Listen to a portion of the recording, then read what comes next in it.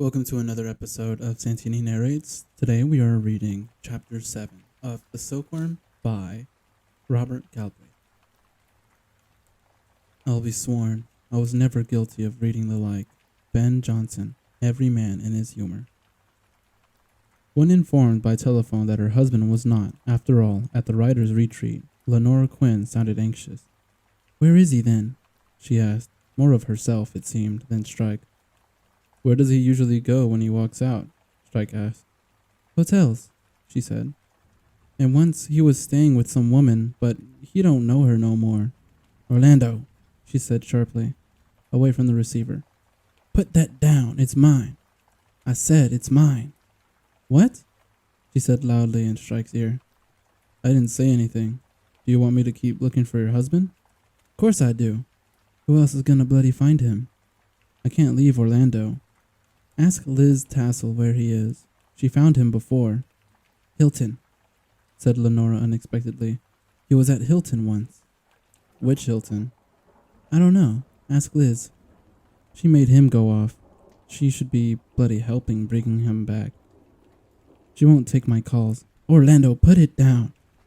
"Is there anyone else you can think?" "No, or I'd bloody ask them, wouldn't I?" snapped Lenora. "You're the detective. You find him. Orlando!" "Ms.Quine, call me Lenora." "Lenora, we've got to consider the possibility that your husband might have done himself an injury. We'd find him more quickly," said Strike, raising his voice over the domestic clamor at the other end of the line. "If we involve the police—" "I don't wanna. I called him that time he was gone a week, and he turned up at his lady friends, and they weren't happy. He'll be angry if I do that again. Anyway, Owen wouldn't—" "Orlando, leave it! The police could circulate his picture more effectively, and I just want him home quietly. Why doesn't he just come back?" she added pettishly. "He's had time to calm down." "Have you read your husband's new book?" Strike asked. "No, I always wait till they're finished, and I can read 'em with proper covers on and everything." "Has he told you anything about it?" "No, he don't like talking about work while he's—" "Orlando, put it down!" He was not sure whether she had hung up deliberately or not. The fog of early morning had lifted. Rain was speckling his office windows. A client was due imminently. Yet another divorcing woman who wanted to know her soon-to-be ex-husband was burying assets. "Robin," said Strike, emerging into the outer office, "will you print me out a picture of Owen Quine off the internet, if you can find one? And call his agent, Elizabeth Tassel, and see if she's willing to answer a few quick questions." About to return to his own office, he thought of something else. "And can you look up Bombix Mori for me and see what it means?" "How are you spelling that?" "God knows," said Strike. The soon-to-be divorcee arrived on time, at 11:30. She was a suspiciously youthful-looking 40-something who exuded fluttery charm and a musky scent that always made the office feel cramped to Robin. Strike disappeared into his office with her, and for 2 hours Robin heard only the gentle rise and fall of their voices over the steady thrumming of the rain and the tapping of her fingers on the keyboard. Calm and placid sound. Robin had become used to hearing sudden outbreaks of tears, moans, even shouting from Strike's office. Sudden silences could be the most ominous of all, as when a male client had literally fainted, and, they had learned later, suffered a minor heart attack, on seeing the photographs of his wife and her lover that Strike had taken through a long lens. When Strike and his client emerged at last, and she had taken fulsome farewell of him, Robin handed her boss a large picture of Owen Quine, taken from the website of the Bath Literature Festival. "Jesus Christ Almighty," said Strike. Owen Quine was a large, pale, and portly man of around 60, with straggly yellow-white hair and a pointed Van Dyke beard. His eyes appeared to be of different colors, which gave a peculiar intensity to his stare. For the photograph, he had wrapped himself in what seemed to be a Tyrolean cape and was wearing a feather-trimmed trilby. "You wouldn't think he'd be able to stay incognito for long," commented Strike. "Can you make a few copies of this, Robin?" We might have to show it around hotels. His wife thinks he once stayed at Hilton, but she can't remember which one. So could you start ringing around to see if he's booked in? Can't imagine he'd use his own name, but you could try describing him. Any luck with Elizabeth Tassel? Yes, said Robin. Believe it or not, I was just about to call her when she called me. She called here? Why? Christian Fisher told her you've been to see him. And? She's got meetings this afternoon, but she wants to meet you at 11 o'clock tomorrow at her office. Does she now? Said Strike, looking amused. More and more interesting. Did you ask her if she knows where Quinn is? Yes. She says she hasn't got a clue, but she was still adamant she wants to see you. She's very bossy, like a head mistress, and Bombix Morai, she finished up, is the Latin name for a silkworm. A silkworm? Yeah, and you know what? I always thought they were like spiders spinning their webs, but you know how they get silk from the worms? Can't say I do. They boil them, said Robin. Boil them alive, so that they don't damage their cocoons by bursting out of them. It's the cocoons that are made of silk. Not very nice, really, is it? Why did you want to know about silkworm? I wanted to know why Owen Quinn might have called his novel Bombix Morai, said Strike. Can't say I'm any the wiser. He spent the afternoon on tedious paperwork relating to a surveillance case and hoping the weather might improve. He would need to go out as he had virtually nothing to eat upstairs. After Robin had left, Strike continued working while the rain pounding his window became steadily heavier. Finally, he pulled on his overcoat and walked, in what was now a downpour, down a sodden, dark, charring cross road to buy food at the nearest supermarket. There had been too many takeaways lately. On the way back up the road, with bulging carrier bags in both hands, he turned on impulse into a second-hand bookshop that was about to close. The man behind the counter was unsure whether they had a copy of Hobart's Sin, Owen Quinn's first book and supposedly his best.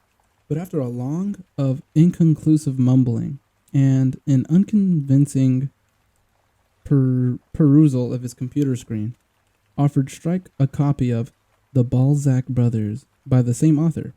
Tired, wet, and hungry, Strike paid £2 for the battered hardback and took it home to his attic flat. Having put away his provisions and cooked himself pasta, Strike stretched out on his bed as a night pressed dense, dark and cold at his windows and opened the missing man's book. The style was ornate and florid, the story gothic and surreal. Two brothers by the names of Varicocele and Voss were locked inside a vaulted room, while the corpse of their older brother decayed slowly in a corner. In between drunken arguments about literature, loyalty, and the French writer Balzac, they attempted to co-author an account of their decomposing brother's life. Varicocele constantly palpated his aching balls, which seemed to Strike to be a clumsy metaphor for writer's block. Voss seemed to be doing most of the work. After 50 pages, and with a murmur of "Bollocks is right," Strike threw the book aside and began the laborious process of turning in. The deep and blissful stupor of the previous night eluded him. Rain hammered against the window of his attic room, and his sleep was disturbed. Confused dreams of catastrophe filled the night. Strike woke in the morning with the uneasy aftermath clinging over him like a hangover. The rain was still pounding on his window, and when he turned on his TV, he saw that Cornwall had been hit by severe flooding. People were trapped in cars or evacuated from their homes and now huddled in emergency centers. Strike snatched up his mobile phone and called the number, familiar to him as his own reflection in the mirror, that all his life had represented security and stability. "Hello?" said his aunt. "It's Cormoran. You all right, Joan?" "I've just seen the news." "We're all right at the moment, love. It's up the coast. It's bad," she said. "It's wet, mind you, blowing up a storm, but nothing like St. Austell. Just been watching it on the news ourselves. How are you, Corm? It's been ages. Ted and I were just saying last night, we haven't heard from you. And we were wanting to say, why don't you come for Christmas, as you're on your own again? What do you think?" He was unable to dress or to fasten on his prosthesis while holding the mobile. She talked for half an hour, an unstoppable gush of local chat and sudden darting forays into personal territory he preferred to leave unprobed. At last, after a final blast of interrogation about his love life, his debts, and his amputated leg, she let him go. Strike arrived in the office late, tired and irritable. He was wearing a dark suit and tie. Robin wondered whether he was going to meet the divorcing brunette for lunch after his meeting with Elizabeth Tassel. Heard the news? Floods in Cornwall? Strike asked, switching on the kettle, because his first tea of the day had grown cold while Joan gabbled. William and Kate are engaged, said Robin. Who?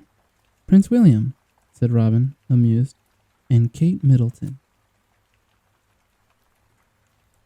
Oh, said Strike coldly. Good for them. He had been among the ranks of the engaged himself until a few months ago. He did not know his ex-fiancée's new engagement was proceeding, nor did he enjoy wondering when it was going to end.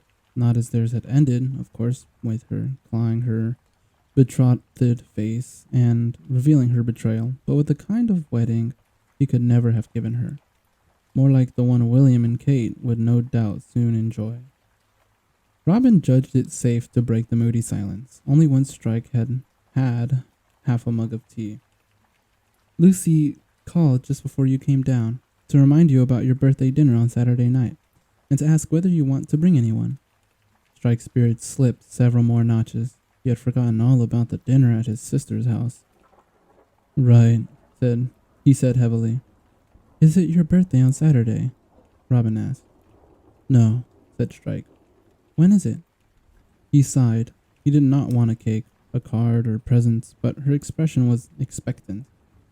Tuesday, he said. The 23rd? Yeah. After a short pause, it occurred to him that he ought to reciprocate. And when's yours? Something in her hesitation unnerved him. Christ, it's not today, is it? She laughed. No, it's gone. October the 9th. It's all right. It was a Saturday, she said, still smiling at his pained expression. I wasn't sitting here all day expecting flowers. He grinned back, feeling he ought to make a little extra effort, because he had missed your birthday and never considered finding out when it was. He added, Good thing you and Matthew haven't set a date yet. At least you won't clash with the royal wedding. Oh, said Robin, flushing. We have set a date. You have? Yes, said Robin. It's the 8th of January. I've got your invitation here, she said, stooping hurriedly over her bag. She had not even asked Matthew about inviting Strike, but too late for that. Here. The 8th of January, Strike said, taking the silver envelope. Yes. Oh, no. The 8th of January, Strike said, taking the silver envelope. That's only, 7 weeks away? Yes, said Robin. There was a strange little pause. Strike could not remember immediately what else he wanted her to do. Then it came back to him, and as he spoke, he tapped the silver envelope against his palm, businesslike. How's it going with the Hiltons? I've done a few. Quinn isn't there under his own name, and nobody's recognized the description. There are loads of them, though, so I'm just working my way through the list. What are you up to after you see Elizabeth Tassel? She asked casually. Pretending I want to buy a flat in Mayfair. Looks like somebody's husband's trying to realize some capital and take it offshore before his wife's lawyers can stop him. Well, he said, pushing the unopened wedding invitation deep into his overcoat pocket. Better be off. Got a bad author to find.